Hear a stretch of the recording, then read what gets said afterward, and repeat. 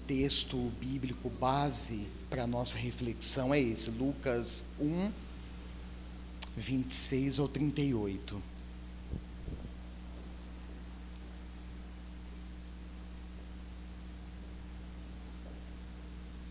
Eu vou fazer a leitura na NVI, que é a nova versão internacional,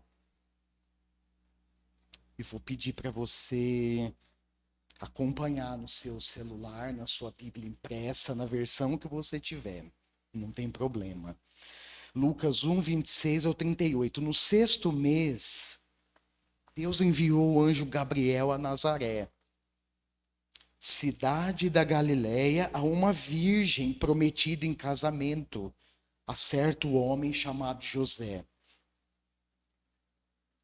descendente de Davi. Presta atenção nos detalhes que Lucas ele fornece para nós, muito importante. O nome da virgem era Maria. O anjo, aproximando-se dela, disse: alegre-se, agraciada. Ou na NVT, que é a nova versão transformadora, que é uma versão que se aproxima mais do original grego, foi escrito no Novo Testamento, essa palavra agraciada é favorecida, alegre-se, favorecida. Olha só, palavra do anjo para Maria: o Senhor está com você. Maria ficou perturbada, se fosse eu também ficaria, hein? Maria ficou perturbada com essas palavras, pensando no que poderia significar esta saudação. Mas o anjo lhe disse: não tenha medo, Maria. Você foi agraciada por Deus. Você ficará grávida e dará à luz um filho, e lhe porá o nome de Jesus. Nós cantamos aqui o nome de Jesus, possivelmente em hebraico, né? Yeshua. Jesus, Jesus. E dará à luz um filho e porá o nome de Jesus. Ele será grande e será chamado Filho do Altíssimo.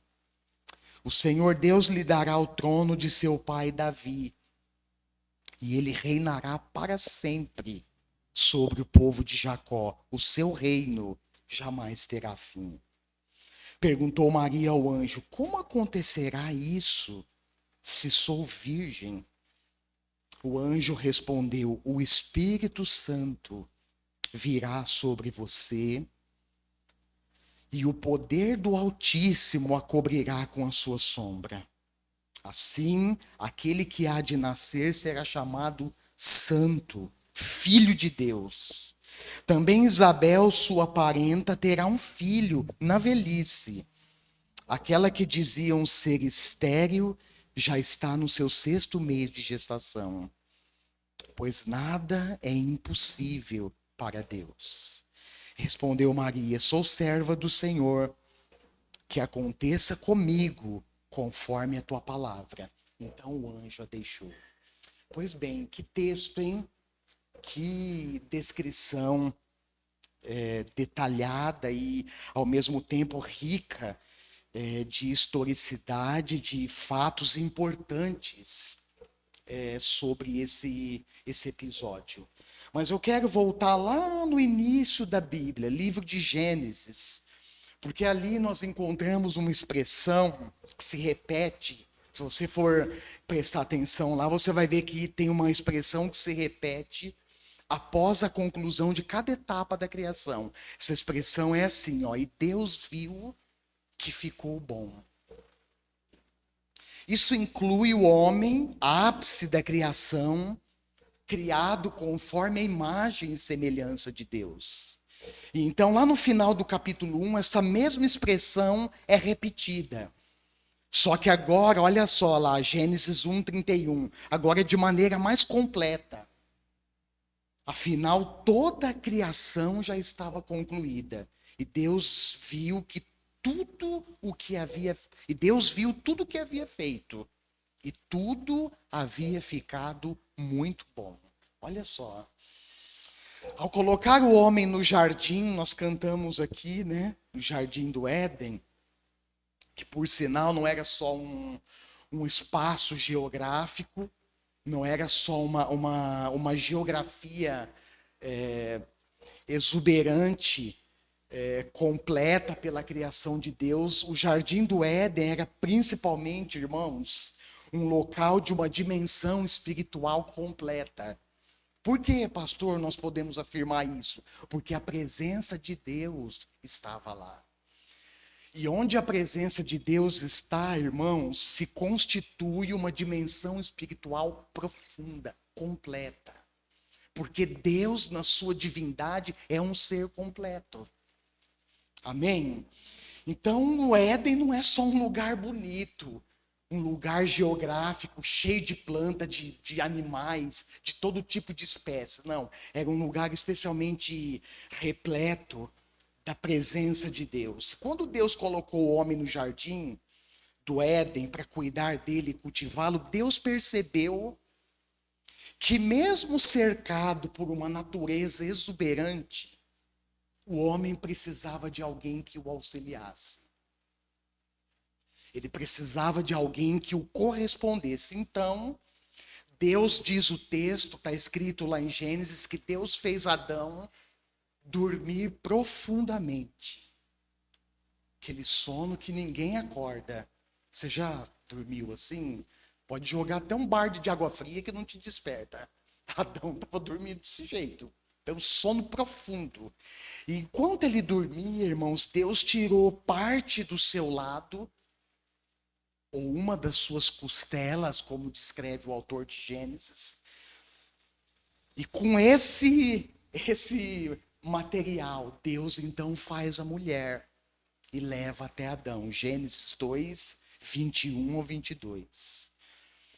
Eu quero chamar a sua atenção, abrir um parênteses aqui para dizer o seguinte: a mulher, ela foi criada, mulheres, presta bem atenção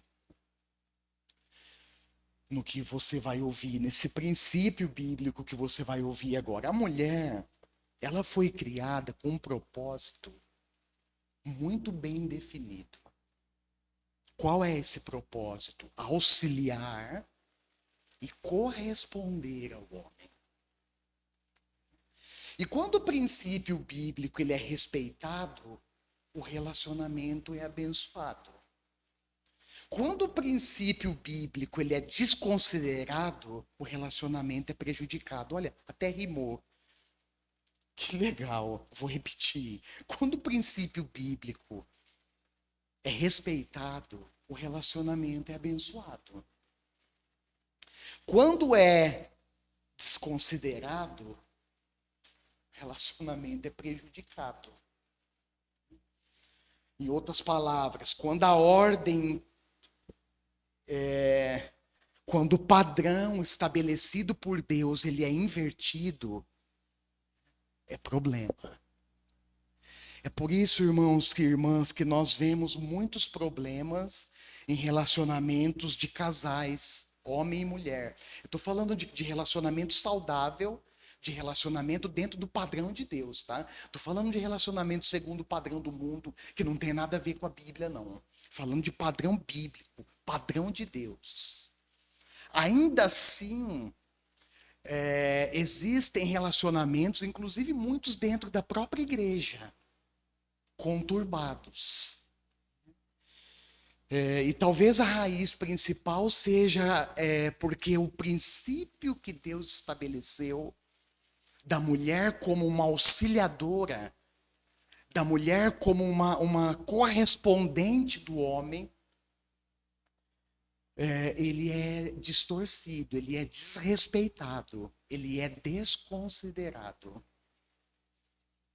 Para falar o português claro, mulher que manda na casa. Já viu isso? Para falar o português claro, mulher que manda no homem, que dita as regras no relacionamento. Já viu isso? Pois é. Ela não está passando só por cima do seu marido. Ela está passando principalmente por cima de um padrão que quem estabeleceu foi Deus.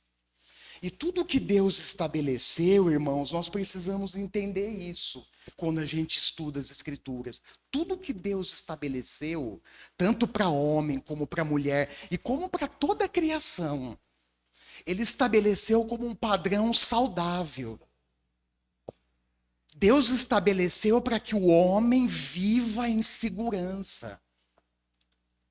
Deus estabeleceu padrões não para violar a legitimidade de um homem e de uma mulher. Não é isso.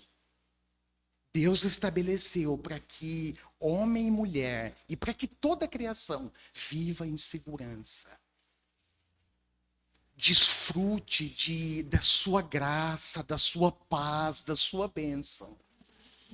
Então o problema não está em Deus, o problema está em quem? O problema está muitas vezes em nós, seres humanos.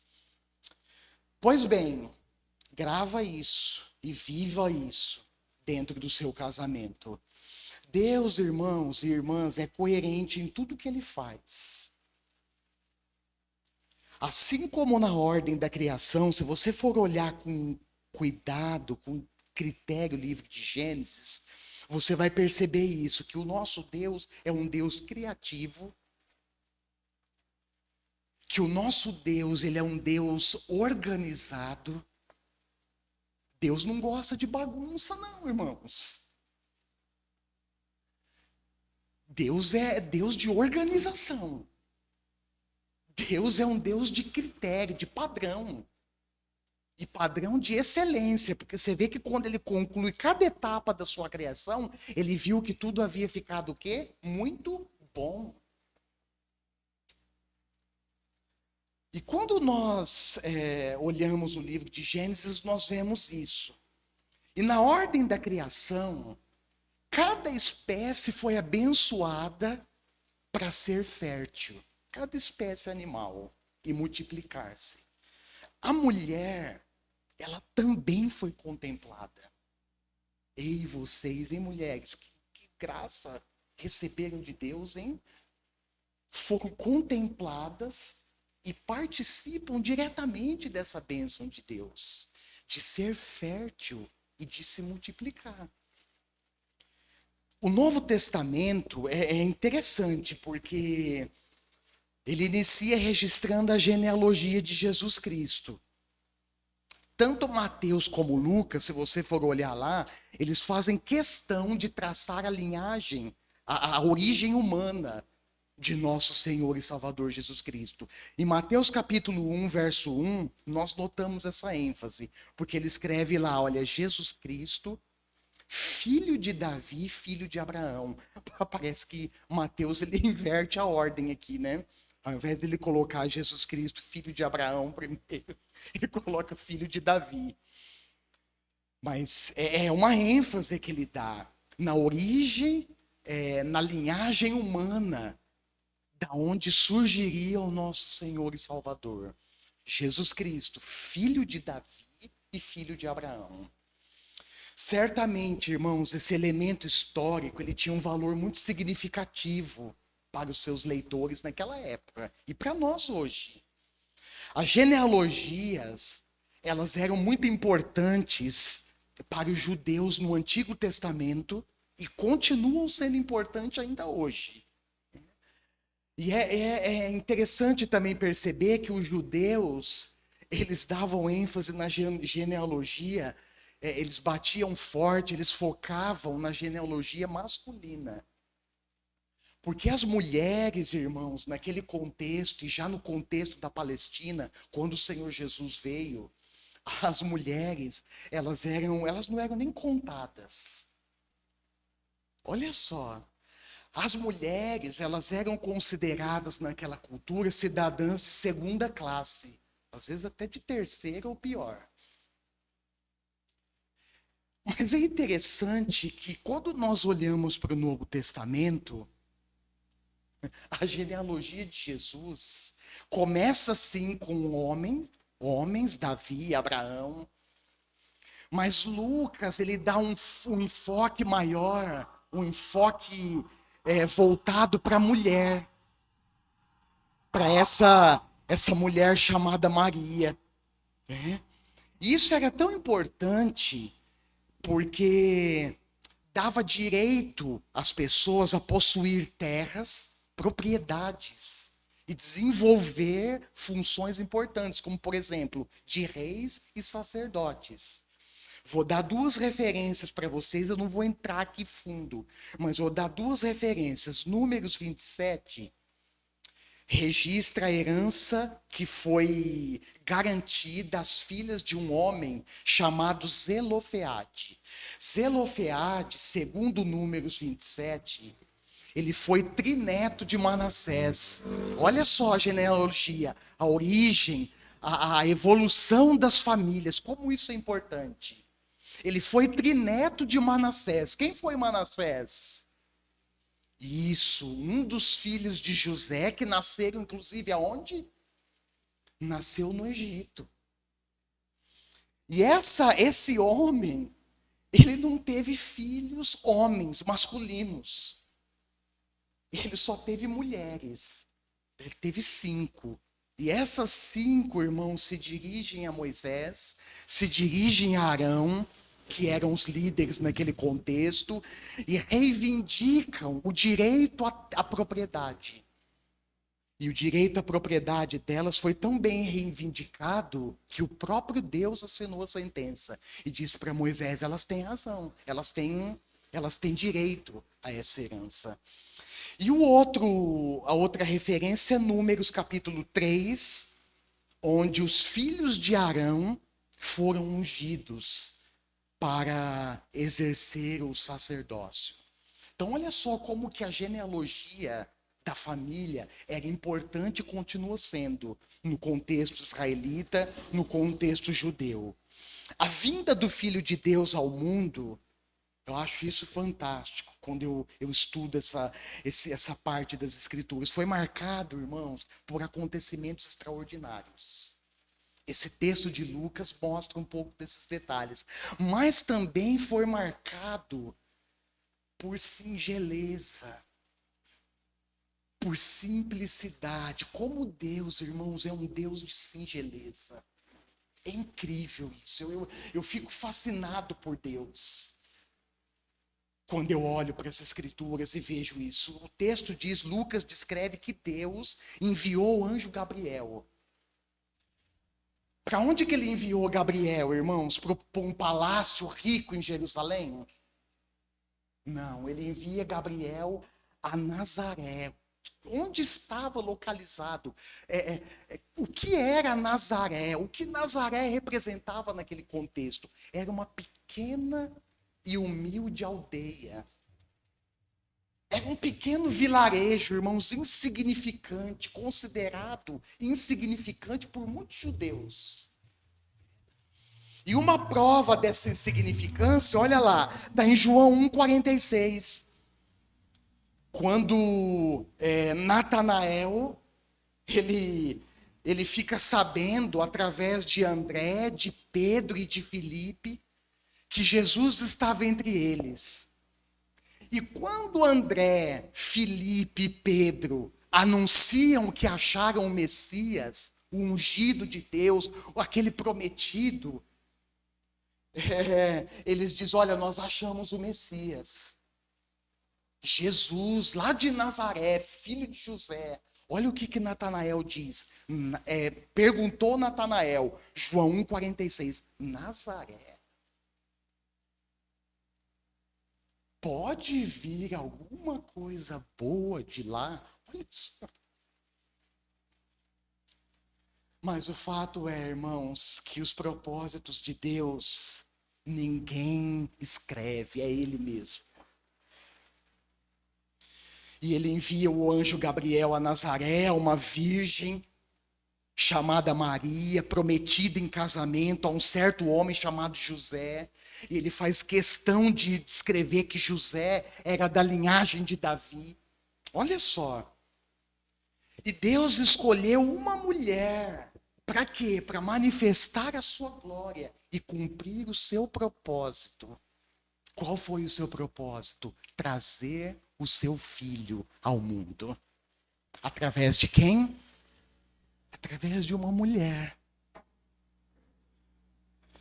Como bem expressou João no seu evangelho, estava chegando ao mundo a verdadeira luz que ilumina todos os homens. Jesus Cristo de Nazaré. Aquele que é a palavra ou o verbo, o logos de Deus, tornou-se, carne e viveu entre nós. Vimos a sua glória, glória como do unigênito vindo do Pai, cheio de graça e de verdade. João 1, 9 e 14. Olha que palavra, irmãos.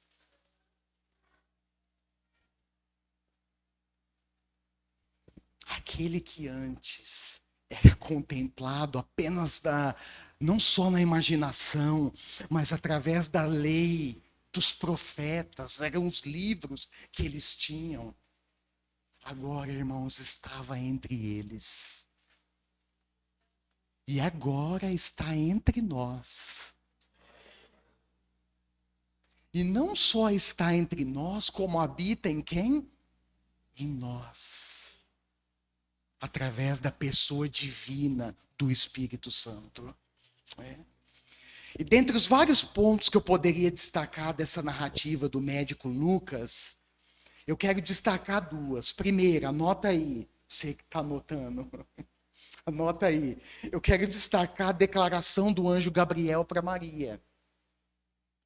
O texto diz, irmãos, que o anjo se aproxima dela e ela fica perturbada. Também, quando você olha para o Antigo Testamento, diz que anjo tinha 6 asas, tinha rosto de leão, rosto de boi, rosto de misericórdia. Imagina, aparecer na sua frente. Alegre-se, agraciada.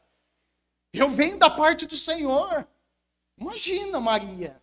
Deve ter dado tivesse sentado, acho que caiu da cadeira. Mas o texto diz, irmãos, Lucas registra. E como é que Lucas registra isso? Como é que ele ficou sabendo disso? Com certeza, irmãos. Através dos círculos familiares, conversas que corriam entre eles, certamente o testemunho dos próprios apóstolos. E Lucas fez, foi dedicado e registrou. E ele diz que o anjo se aproxima dela e diz, olha, alegre-se, agraciada, alegre-se, favorecida. O Senhor está com você. Verso 28. Irmãos, eu considero ser essa a maior e melhor notícia que Maria poderia receber durante toda a sua vida. Que através de uma obra sobrenatural do Espírito Santo, é um mistério, irmãos. Simplesmente, humanamente, nós não temos resposta. É um mistério de Deus. Mas eu considero essa maior e melhor notícia que ela recebeu.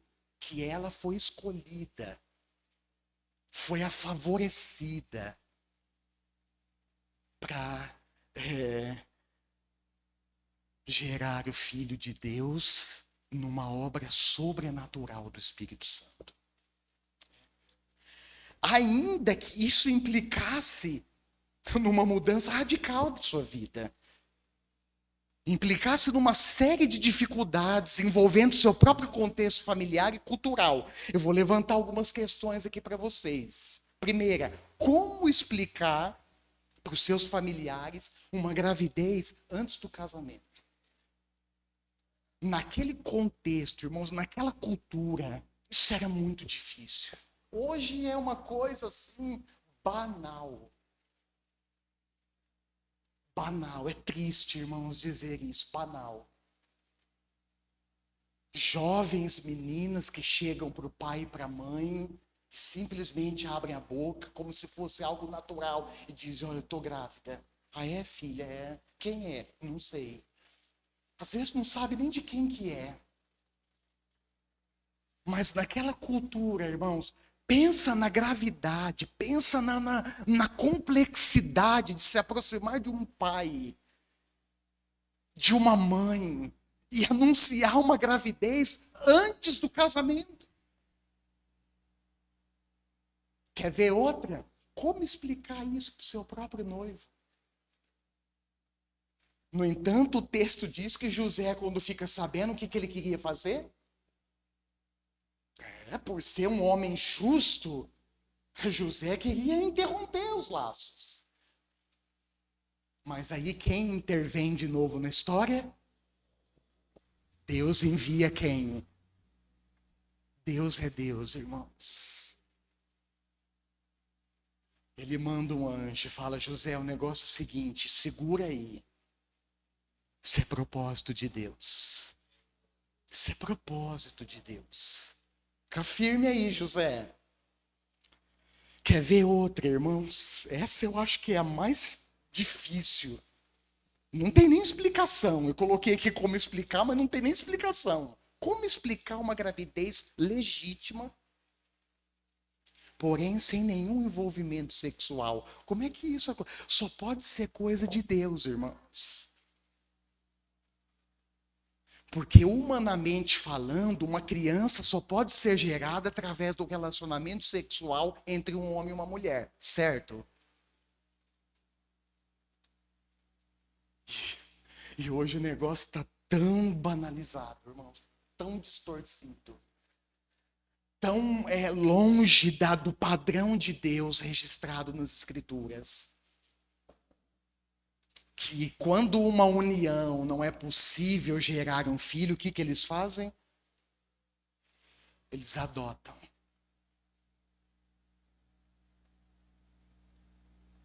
Vamos adotar, afinal de contas, como é que gera filho homem com homem e mulher com mulher? Explica isso para mim.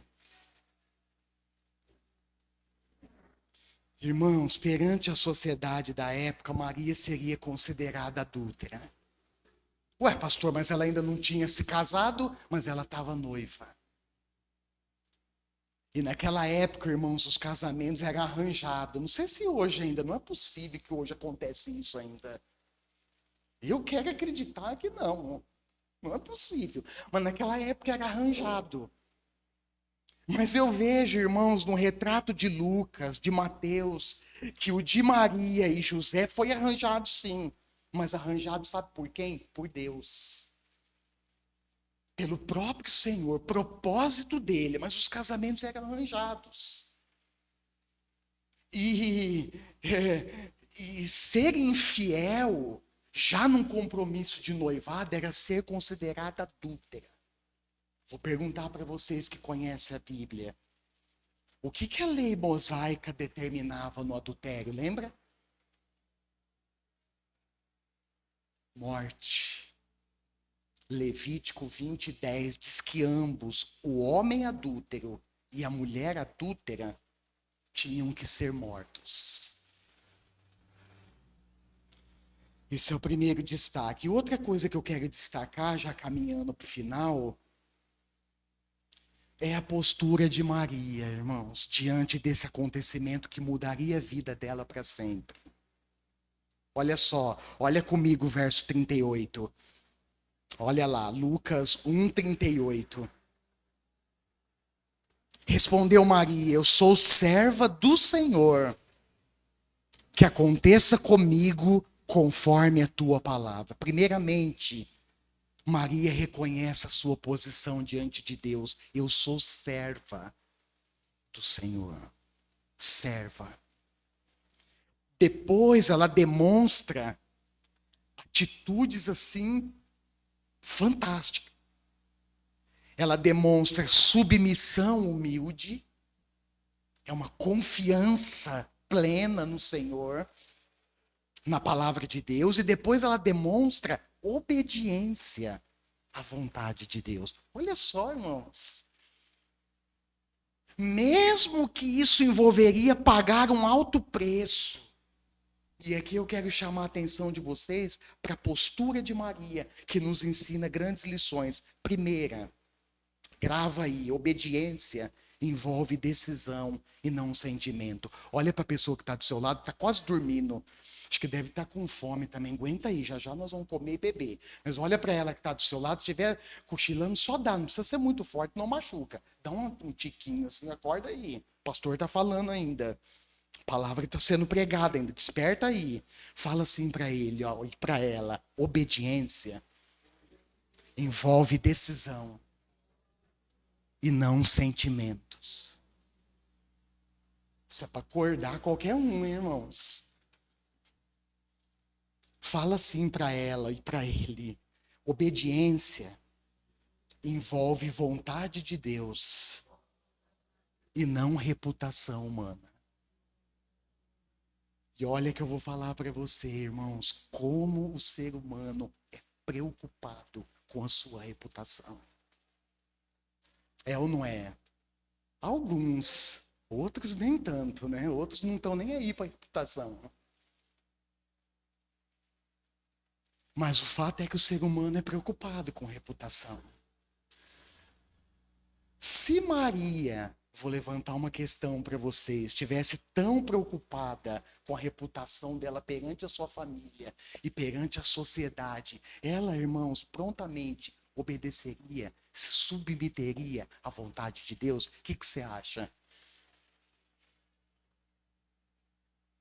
Obediência é um princípio intrínseco, ou seja, inerente, essencial da palavra de Deus. E exatamente por isso é inquestionável e inegociável.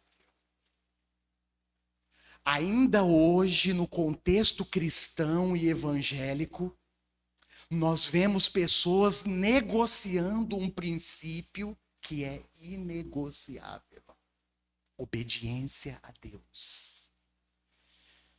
Nós não podemos, queridos, preste atenção na palavra de Deus, nós não podemos, em hipótese alguma, sermos seletivos.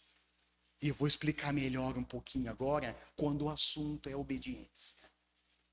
Nós não podemos.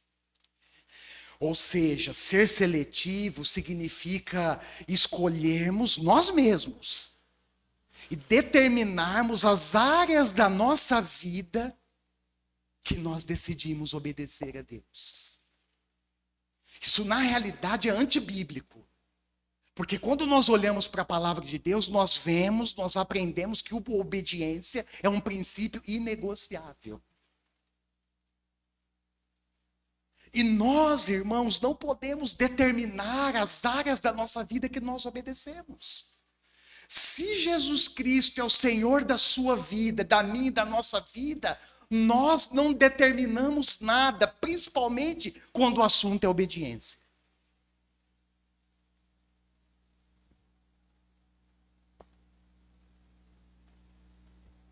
E eu quero encerrar essa breve reflexão com uma singela poesia em homenagem a vocês, mulheres. Em homenagem a vocês, mães, que receberam a extraordinária graça de gerar, não só gerar, mas de formar uma vida. Gerar, irmãos, é uma coisa. Cuidar, formar o caráter de um ser humano até que ele esteja pronto para se reproduzir e formar o caráter de outro ser humano é outra coisa totalmente diferente.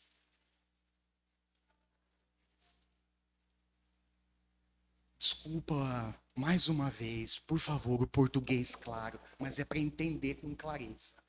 Pôr filho no mundo, qualquer João ninguém põe. Tá entendendo? Agora, cuidar, oferecer segurança física, emocional, espiritual.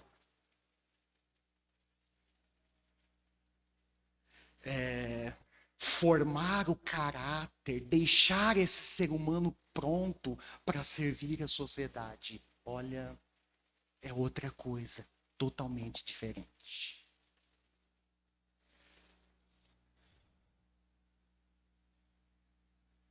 Mas vamos lá para a poesia, intitulada Mulher Agraciada. Quase, praticamente o tema da mensagem. Mulher Agraciada.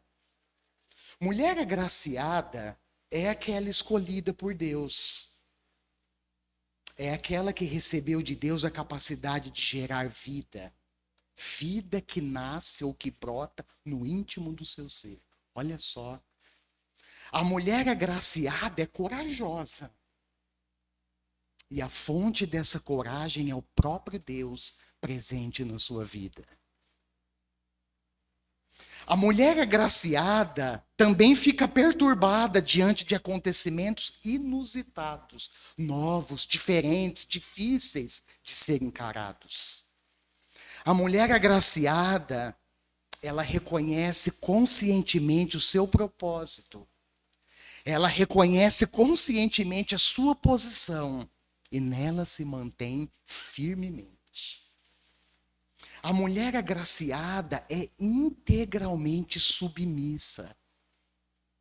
A mulher agraciada é obediente à vontade de Deus. A mulher agraciada é caracterizada pela simplicidade. Como no caso da jovem Maria, lá em Nazaré. A mulher agraciada, olha essa, irmãos, é cheia do Espírito Santo. Mulher agraciada é cheia do Espírito Santo. A mulher agraciada é abençoada e abençoa os outros à sua volta. A mulher agraciada se alegra em Deus e canta louvores por suas maravilhas realizadas na sua vida. A mulher agraciada é discreta. Assim como Maria, que guardava todas essas coisas no coração. Lucas 2,51. Feliz Dia das Mães. Parabéns para vocês, mulheres, mães, que receberam essa dádiva de Deus. Eu quero orar por vocês. Amém? Feche os seus olhos. Não sei quantos aqui entre nós ainda têm a sua mãe viva. Sei que alguns a mãe já se foi. Que saudade, né? Saudade. Mas aqueles que têm a mãe viva, olha, eu quero dar um recado para você. Valorize a sua mãe, essa mulher guerreira, determinada. Valorize a sua mãe. Aproveite cada momento com ela. Aproveite cada momento com ela. Depois que ela se for, vai ficar as boas lembranças e a saudade. Pai, obrigado por tua presença aqui. Foi o Senhor que nos trouxe, ainda que na nossa consciência, talvez nós podemos pensar que até estamos atendendo mais um programa da igreja ou um convite de alguém. Não é isso. A grande razão de estarmos aqui é o Senhor, e foi o Senhor que nos trouxe.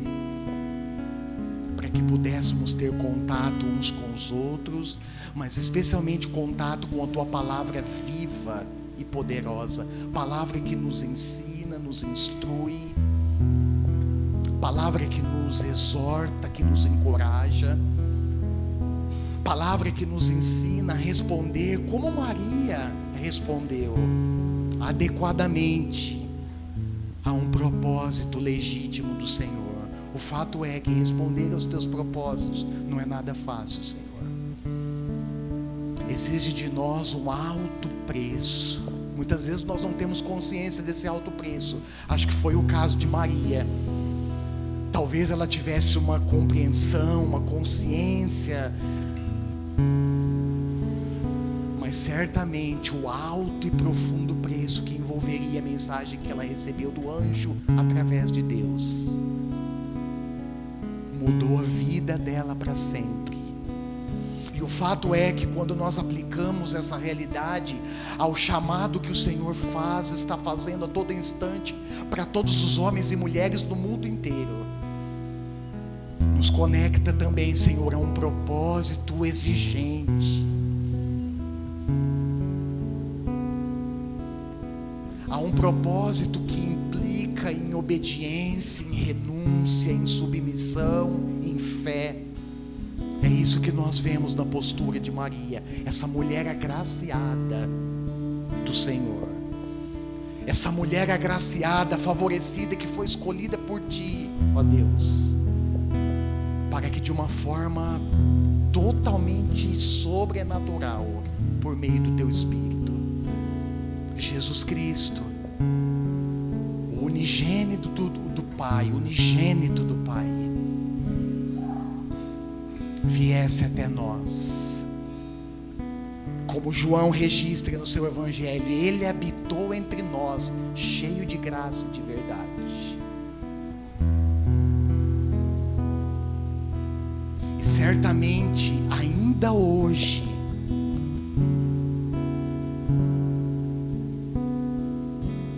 há uma resposta que o ser humano precisa oferecer ao Senhor. Há uma resposta.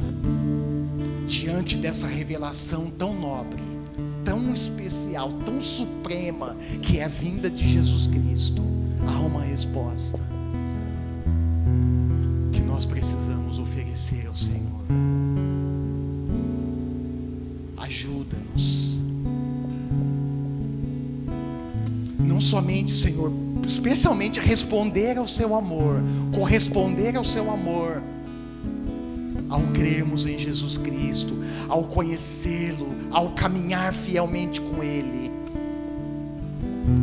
mas também, Senhor, resposta que nos coloca num caminho de obediência, num caminho de consagração, num caminho de confiança plena ao Senhor, à Sua palavra. Obrigado pelas mulheres especiais que estão aqui. Mulheres mães, aquelas que receberam do Senhor, que também foram agraciadas, e receberam do Senhor a capacidade de gerar vida. Que essa capacidade, Senhor, também, por meio da Sua palavra, construa na mente, na consciência de cada mulher aqui, a responsabilidade que elas têm diante do Senhor de formar um filho. Responsabilidade de formar um caráter íntegro nos seus filhos, a capacidade, a responsabilidade de prepará-los como ovelhas destinadas ao matadouro. O mundo que nós vivemos é cruel.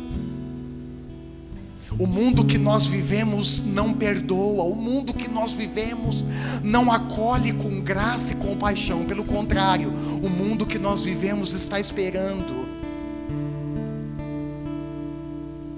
tragar-nos. Por isso, Senhor, a nossa grande responsabilidade, Pai, hoje especialmente, mães, se atente para a palavra de Deus. Instrua, cria os seus filhos na disciplina do Senhor. Cria os seus filhos segundo a instrução do Senhor, para que ao cair no mundo, eles não sejam esmagados, estraçalhados por um mundo cruel. Pelo contrário, que eles sejam cidadãos de bem, servos e servas de Jesus Cristo, homens e mulheres cidadãos dos céus, que fazem diferença onde eles estiverem, que abençoam o contexto onde eles estiverem. Essa responsabilidade o Senhor deu a nós, e nós não podemos simplesmente terceirizar isso para os outros. Preste atenção no que a palavra de Deus nos instrui nessa noite. Que a Sua paz, a Sua graça e a Sua bênção, Senhor, seja sobre cada mulher, sobre cada mãe, aquelas que estão aqui, aquelas que não puderam estar hoje. Seja sobre a minha mãe, que saudade dela. O coração fica apertado, e sobre a mãe de cada um. É a minha oração, em nome e por amor a Jesus Cristo. Amém e amém. Amém. Graças a Deus. Louvado seja o Senhor. Irmãos, eu quero fechar o culto com alguns avisos, mas antes eu quero, com muita gratidão, receber, junto com a igreja, recepcionar as pessoas que nos